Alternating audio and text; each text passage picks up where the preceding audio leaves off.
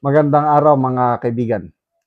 Pag-usapan natin itong mga maraming post ngayon sa social media. Si Senator Mig Zubiri biglang nagpatawag ng press conference sa Bukidnon.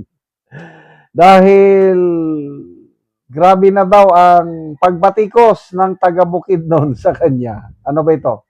Nag-people power ang mga taga Bukidnon laban ba kay Senator Zubiri?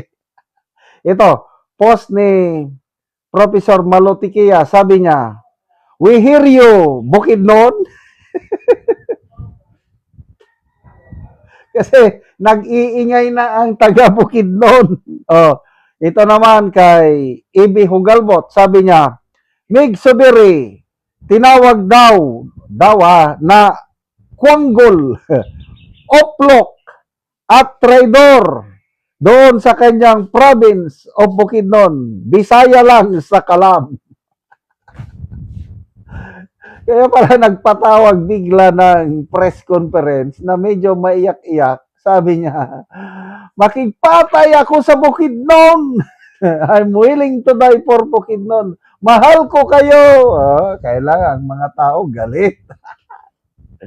Galit na galit ang taga Bukidnon kay Senator Zubiri dahil nag-traitor daw. Bakit doon siya pumanig sa minority bloc? Yung minority bloc, anti-Duterte yun. Ang majority bloc, o Brave 13, pro-Duterte. Ang taga Bukidnon, si Senator Zubiri mismo ang nagsabi sa isang interview. 99% taga Bukidnon, pro-Sara Duterte. Natural, mag-people power yung 99% kung nandun ka na sa kabilang side. Ito, basahin ko. Sinerch ko sa Google. Senator Juan Miguel Mig Zubiri held a press conference in Malaybalay City, Bukidnon to defend the minorities bloc recent walkout during the Senate plenary. Ayan, basta nagpapaliwanag. Sabi niya, he was betrayed. Nag-traidor daw ang apat na senador laban sa kanya. De La Rosa, Bongo, Jaime Marcos, and Padilla, who reneged on promises to help restore him as Senate President. Gusto niya palang maibalik na Senate President. Bakit siya kumampi kay Soto kung gusto niyang maging Senate President? Pwede naman sana. Ito, pakinggan natin sandali yung kanyang statement. Bombo Radyo, Malaybalay. Dili simpleng walkout kundi usa ka hait nga taktika ang pamalaod. Nagpapaliwanag siya. Binisaya manggid ni. Ito.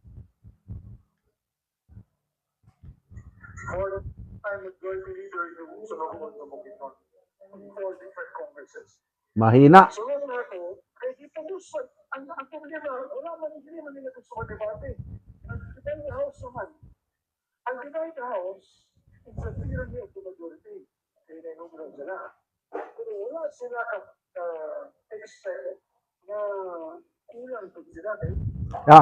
Medyo mahina. Ang sinasabi niya is dinidepensahan niya yung kanilang pag-walk out strategy daw yun. Kaya lang, kung strategy maganda, bakit ang minority leader Soto nagbabala na kanina, pag hindi namin kayang pigilan yung online voting, dudulog kami, magsasampa kami ng reklamo sa Supreme Court. Anong ibig sabihin nun? Sa tingin ko, nakikita nila but in the long run, matatalo sila. Kasi, pagdating dyan, botohan, numbers game yan. 13 sila. Another development, yung posible na pag-attend ni Senator Bato online, ang PNP parang masaya. Kasi sabi ng PNP, pwede daw nilang gamitin yung pagkakataong iyon na nandun si Bato online session, matrack na nila ang location ni Bato. O, nakisawsaw ang PNP. Dapat, hindi ba dapat ang PNP nagtumahimik na lang sana?